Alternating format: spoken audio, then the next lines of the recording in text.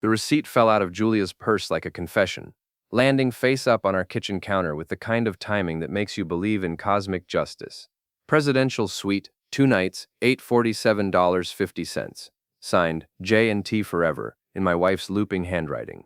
I teach high school English, so I know dramatic irony when I see it. Here I was, grading essays about betrayal in Macbeth, while holding proof that my own Lady Macbeth had been washing imaginary bloodstains off her hands in luxury hotels with Travis Dorsey. "Andy, honey, did you find my lipstick?" Julia called from upstairs, her voice honey-sweet like it always got when she was lying. "No," I called back, photographing the receipt with my phone. "But I found something interesting." Julia Harlan descended our staircase like she was making an entrance at a movie premiere. At 39, she still turned heads wherever she went. Real estate had been good to her, or maybe it was the other way around. Designer clothes, perfect makeup, that practiced smile that could sell a haunted house to a priest. "What's that, baby?" She kissed my cheek, leaving a lipstick mark that probably cost more than my daily salary. I held up the receipt. Presidential Suite, fancy. Her face didn't change, but I caught the micro-expression, a tiny tightening around her eyes, that most people would miss. I'd been married to her for 15 years. I didn't miss anything anymore. "Oh, that's from the Henderson closing. Mr. Henderson insisted on celebrating at the Marriott. You know how these big sales go. Mr. Henderson signs his name, J&T Forever. That's Travis's handwriting. He was there too, obviously. Business partners celebrate together, Andy. Don't be paranoid. Travis Dorsey. Of course. Maplewood's golden boy developer. The man who'd turned our sleepy Midwest town into his personal kingdom. 49 years old, silver-haired, drove a vintage Corvette like he was still in high school. The kind of guy who collected trophies, buildings, cars, women. Right, business. I folded the receipt and slipped it into my wallet. How silly of me.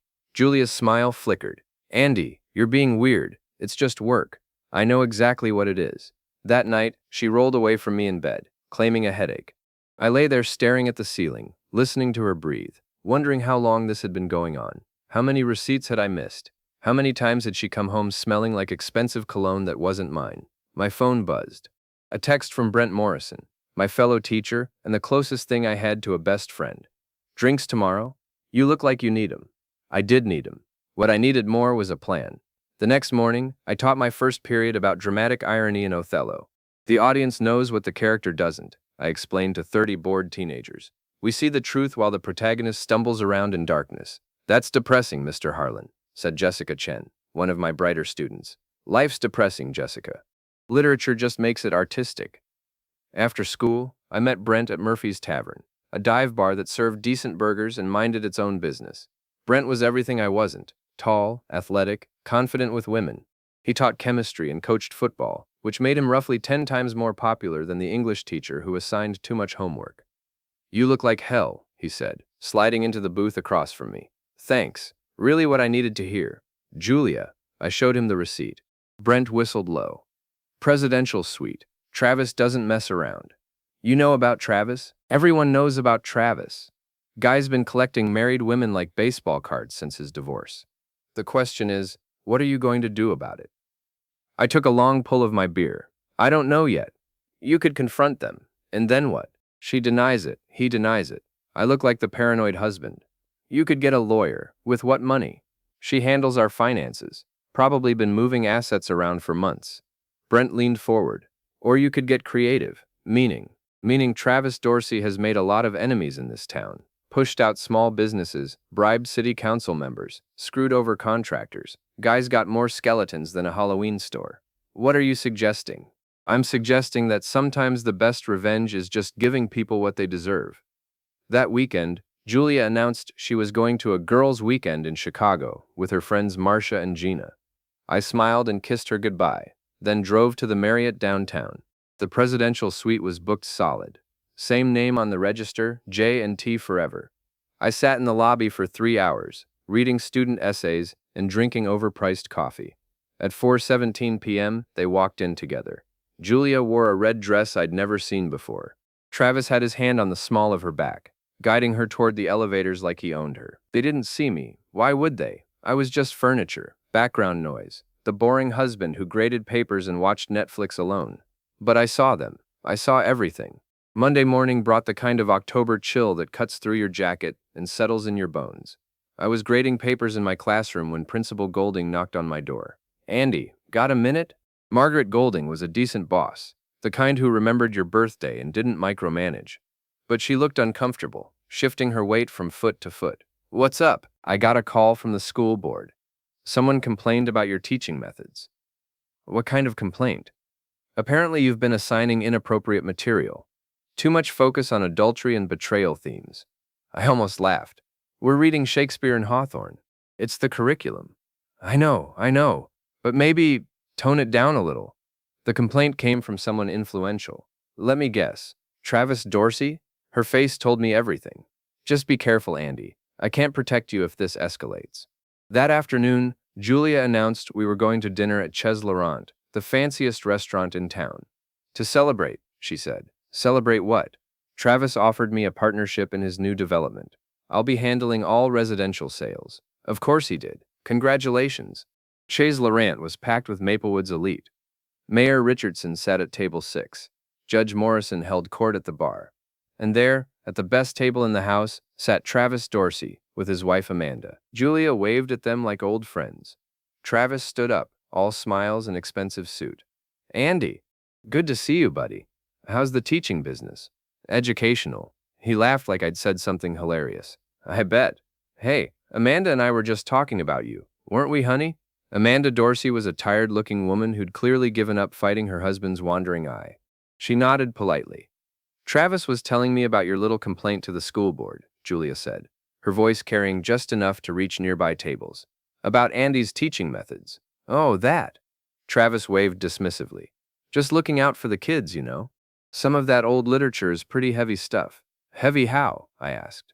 All that cheating and lying and revenge? Not really appropriate for impressionable minds. The irony was so thick you could cut it with a knife. You think teenagers can't handle reading about adultery? I think they should focus on positive themes. Success, achievement, winning. Like in your business? His smile tightened. Exactly like my business. Julia kicked me under the table. Andy's just passionate about literature. Aren't you, honey? Very passionate. Especially about stories where the villain gets what's coming to them. Well, Travis said, in real life, the good guys usually win. Define good guys. The tension was thick enough to choke on. Amanda excused herself to the restroom. Julia followed, leaving me alone with Travis. Let me give you some advice, Andy, he said, leaning across the table. In this town, there are players and there are spectators. You're a spectator, accept it. And you're a player, the best player. I win at everything I do. Everything that matters. He was still smiling, but his eyes were cold. This wasn't just about business or school board complaints. This was about territory, about showing me exactly where I stood in the food chain. You know what I think? I said. What's that? I think players who cheat usually get caught eventually. His smile never wavered. Good thing I never cheat. Julia and Amanda returned, both looking like they'd had an intense conversation. We finished dinner in uncomfortable silence, then walked to our cars. What was that about? Julia hissed as soon as we were alone. What was what about? You were practically attacking Travis. He's trying to help my career. I'm sure he's very helpful. What's that supposed to mean? Nothing, just making conversation. She grabbed my arm, her nails digging in. Listen to me very carefully, Andy. Travis Dorsey is the most important person in this town. Cross him, and you'll lose your job, your reputation, everything. Do you understand me? Perfectly. Good, because I won't let you ruin this opportunity for us. That night, I couldn't sleep. I kept thinking about Travis's smile, Julia's threats, the way everyone in that restaurant looked at me like I was something stuck to their shoe. At 2 a.m., I got up and walked to my home office. I opened my laptop and started researching Travis Dorsey. Public records, newspaper articles, business filings. By dawn, I had a folder full of interesting information. Travis wasn't just a successful developer. He was a predator who'd been getting away with it for years because he had money and connections. But money and connections couldn't protect him from everything, especially not from a high school English teacher who'd finally learned the difference between being a protagonist and being a victim. Brent found me in my classroom during lunch, eating a sad sandwich and staring at my laptop screen. You look like you're planning a murder, he said. Just research. He peered over my shoulder. Travis Dorsey's business dealings. This is either very boring or very dangerous. Probably both. Brent sat down, suddenly serious. Andy, I need to tell you something. About Travis. What about him? He's my half-brother. I nearly choked on my sandwich. What? Same father, different mothers. Dad had an affair when I was 12. Travis is the result. Jesus, Brent. Why didn't you ever tell me? Because I hate the bastard. Always have. Dad left my mom for Travis's mother, then abandoned both families when Travis turned 18. Travis got the trust fund. I got student loans and a job at Dairy Queen. This changed everything. So when you offered to help me, I meant it. Travis has been ruining lives his whole existence. Yours, mine, half the women in this town. Someone needs to stop him. What do you know? Brent pulled out his phone and showed me a series of photos. Travis keeps a trophy collection. Photos of all his conquests. He's got them stored on a cloud server. The photos were damning. Travis with at least a dozen different women, all married, all prominent in the community. Julia appeared in several recent shots. How did you get these? I know his passwords. He's not as smart as he thinks. This is incredible. We could destroy him. We could. But we need to be smart about it. Travis has connections. If we just dump this online, he'll claim they're fake and sue us into oblivion. So what do you suggest? We make him destroy himself, publicly, in a way that can't be denied or covered up. That evening, Julia announced another business trip. 3 days in Indianapolis, big convention. With Travis, with several colleagues. It's a professional development opportunity. Of course it is. After she left, I called Brent. They're gone for 3 days. That's our window. Window for what? Phase 1. Travis drove his vintage Corvette everywhere, treating it like a mobile monument to his success. It was always parked in the same spot outside his office building, gleaming under the streetlights like a red beacon of arrogance. At midnight, Brent and I crept through the downtown shadows like teenagers pulling a prank. Except this wasn't a prank. This was war. You sure about this? Brent whispered. Completely sure. I had researched this carefully. Nothing permanent, nothing that would cause real damage. Just a message. We covered the Corvette in biodegradable glitter, the kind that sticks to everything and takes weeks to clean off. Then we placed a small device under the hood that would trigger when the engine started, releasing more glitter throughout the interior. The final touch was a note tucked under the windshield wiper. Cheaters always get caught. A friend. The next morning, half of downtown witnessed Travis's humiliation as his precious car exploded in a cloud of pink and gold glitter. He stood there in his expensive suit, covered head to toe in sparkles, looking like a very angry fairy godmother. The video went viral within hours. But that was just the beginning. Phase 2 targeted Julia's professional reputation. I created anonymous social media accounts and began sharing rumors about her business practices. Nothing libelous, just questions. Why did she always get the best listings? How did she close deals so quickly? What kind of extra services did she provide to clients? The real estate community was small and gossipy. Within days, whispers were spreading throughout Maplewood.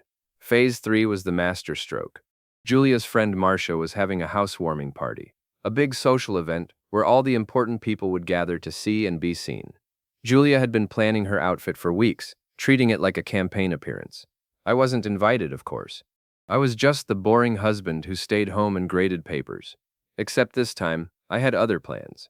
I spent the afternoon setting up equipment in our garage, a projector, speakers, and a laptop loaded with very interesting content. Then I waited. At 9 p.m., my phone buzzed with a text from an unknown number. Package delivered. Perfect. At Marcia's party, the entertainment system would mysteriously malfunction during Julia's grand entrance. Instead of background music, the speakers would play audio recordings of her phone conversations with Travis, intimate details about their affair, cruel comments about me, and discussions of how they planned to hide assets during the divorce. But the real show would be the projector, which would display a slideshow of photos from their hotel stays, complete with timestamps and credit card receipts. Julia would be exposed in front of everyone who mattered in her world. No denying it, no spinning it, no claiming it was fake, just pure, undeniable truth. My phone rang at 9:47 p.m. Julia, screaming so loud I had to hold the phone away from my ear. You bastard! How could you do this to me? Do what? You know what you did. I'm at home grading papers, having a quiet evening. I'll destroy you for this. With what? Your sterling reputation? She hung up. 20 minutes later, Travis called. You think you're clever, don't you? I think I'm educated. There's a difference. This isn't over. You're right. It's just getting started. He hung up too. I poured myself a scotch and sat on my back porch, looking up at the stars. For the first time in months, I felt like I could breathe. Tomorrow would bring consequences. Julia would come home furious. Travis would start making threats. The whole town would be talking. But tonight, for just a few hours, justice felt possible. Julia came home at 6 a.m., looking like she'd been through a blender. Mascara streaked down her cheeks, her designer dress wrinkled and stained with what looked like red wine. She found me in the kitchen, calmly eating breakfast and reading the morning news. "You destroyed me," she said. "I revealed you. There's a difference." She collapsed into a chair, suddenly looking older than her 39 years. "Everyone saw. Everyone knows." "Yes, they do. Marcia kicked me out of her house. Gina won't return my calls. The whole party just stopped. Everyone's staring at me like I was some kind of freak show.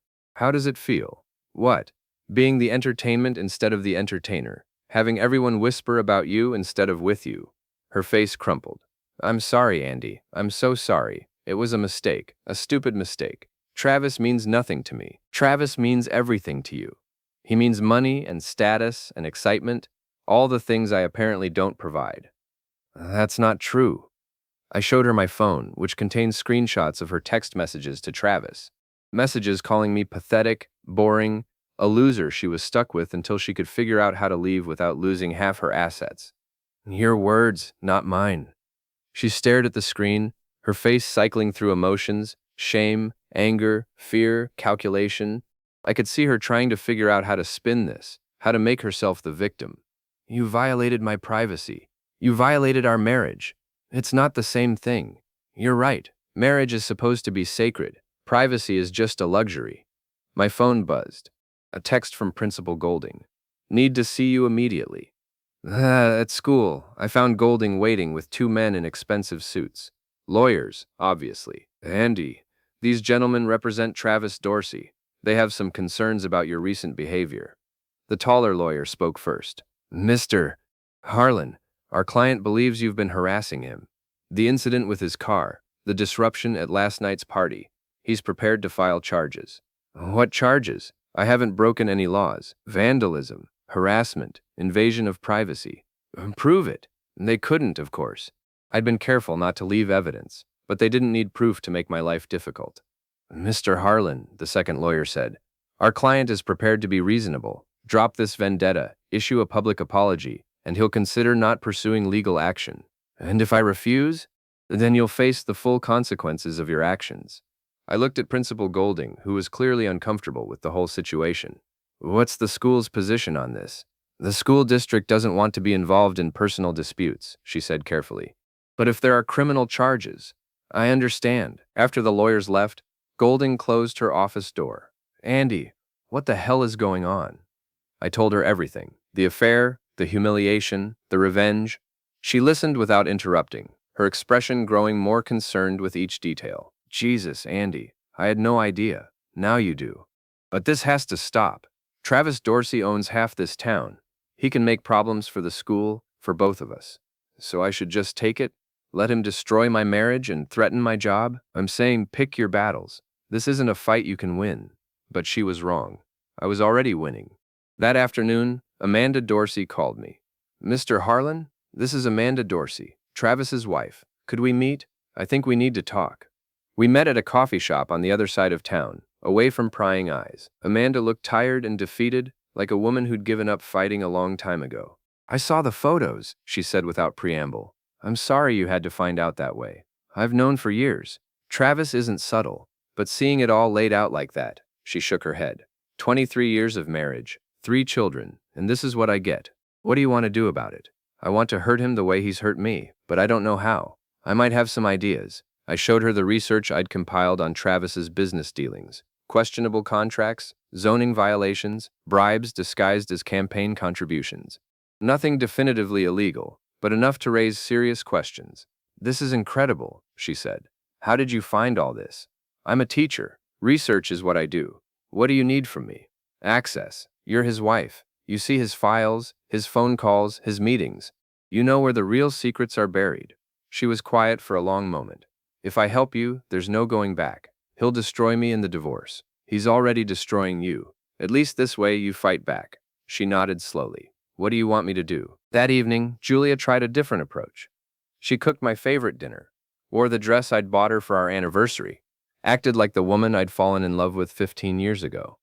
"I've been thinking," she said over wine, "maybe we should take a vacation. Get away from all this drama, work on our marriage." Interesting timing. I know you're angry. You have every right to be. But we can fix this, Andy. We can go back to the way things were.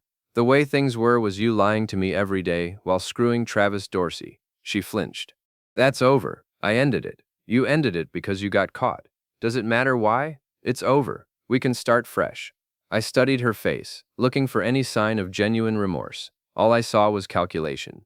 She was trying to manage the situation, minimize the damage to her reputation and finances.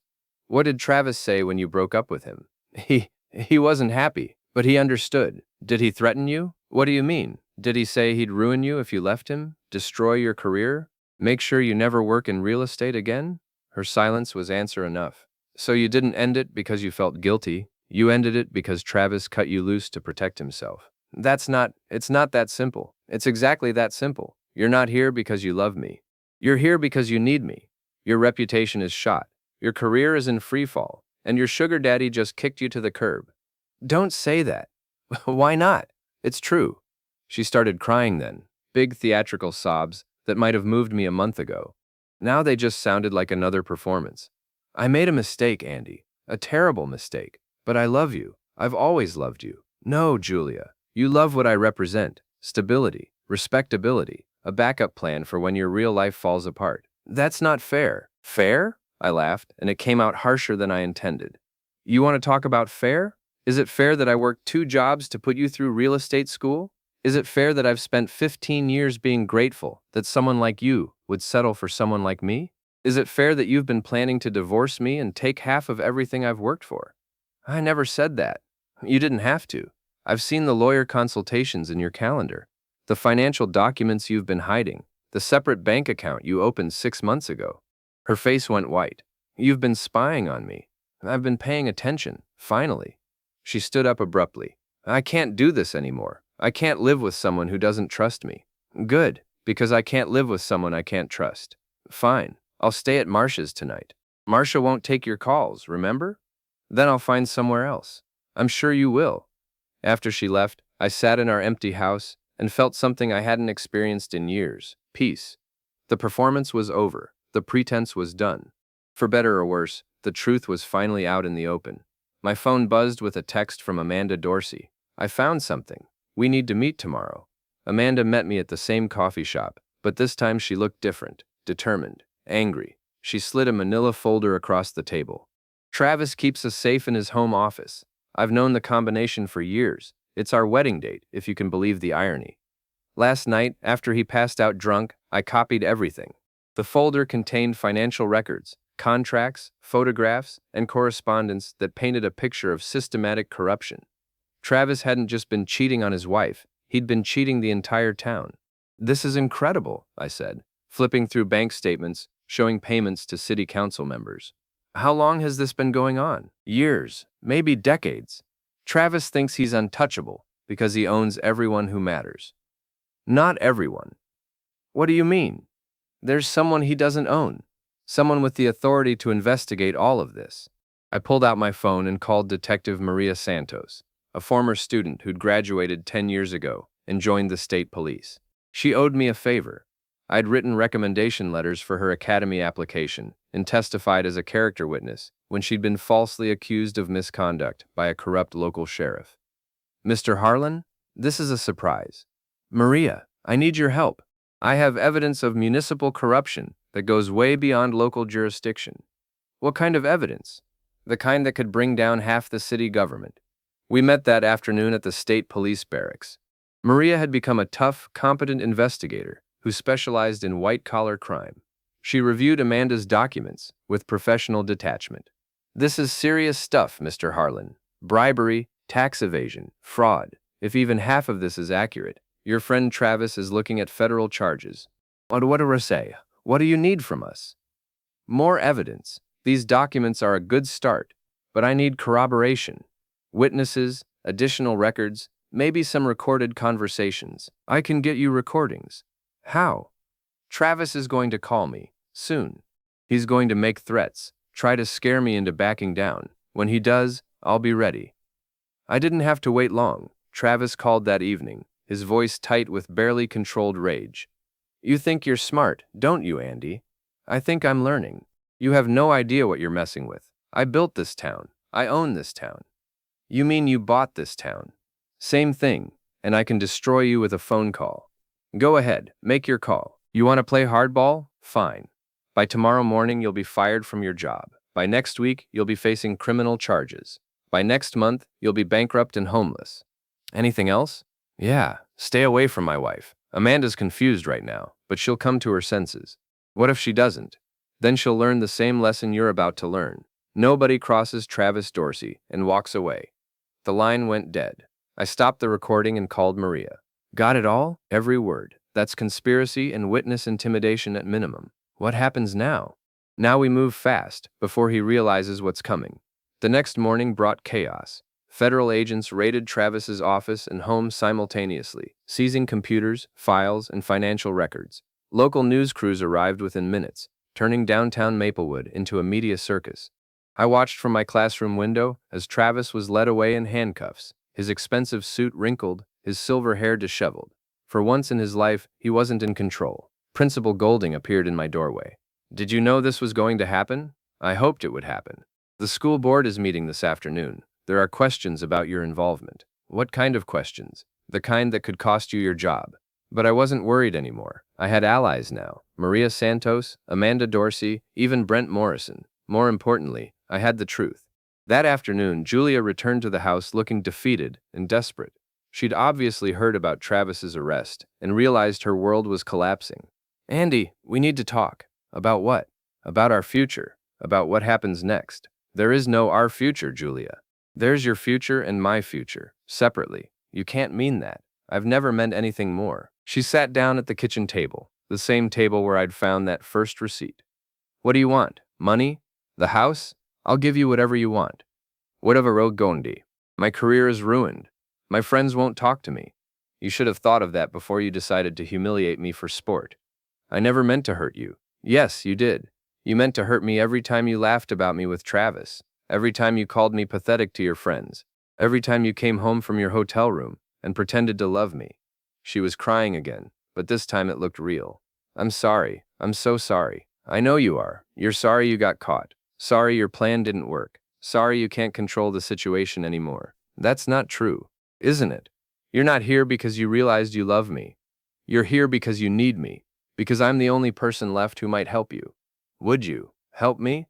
I looked at her, really looked at her, for what felt like the first time in years. She was still beautiful, still charming when she wanted to be.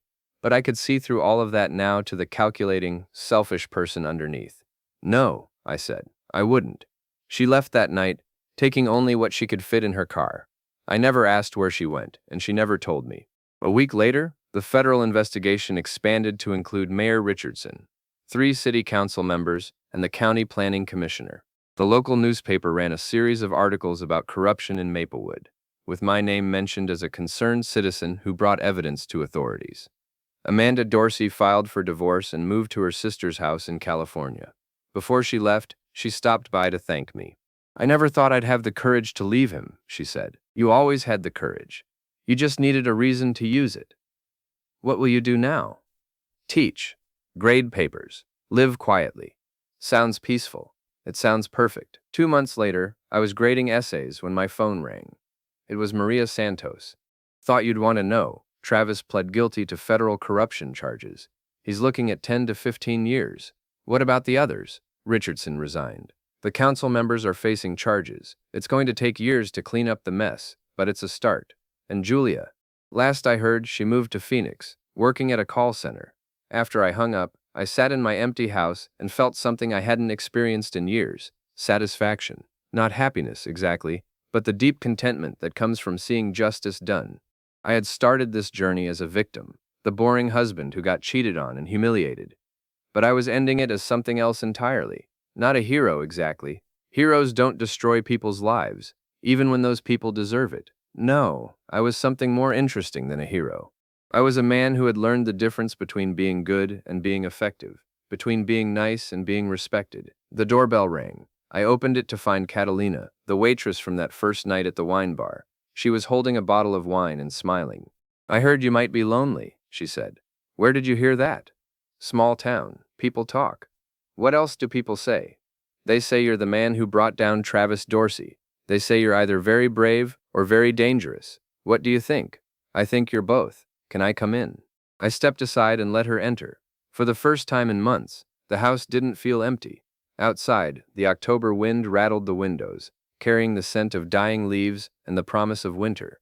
But inside, by the fireplace, with good wine and better company, it felt like spring. I had learned something important over the past few months. Revenge isn't about getting even. It's about getting free. Free from the people who diminish you. Free from the lies you tell yourself. Free from the fear that keeps you small. Travis Dorsey was in federal prison. Julia was working in a call center in Phoenix. And I was here, in my own house, with a woman who looked at me like I mattered. Sometimes the good guys do win. They just have to be willing to stop being good.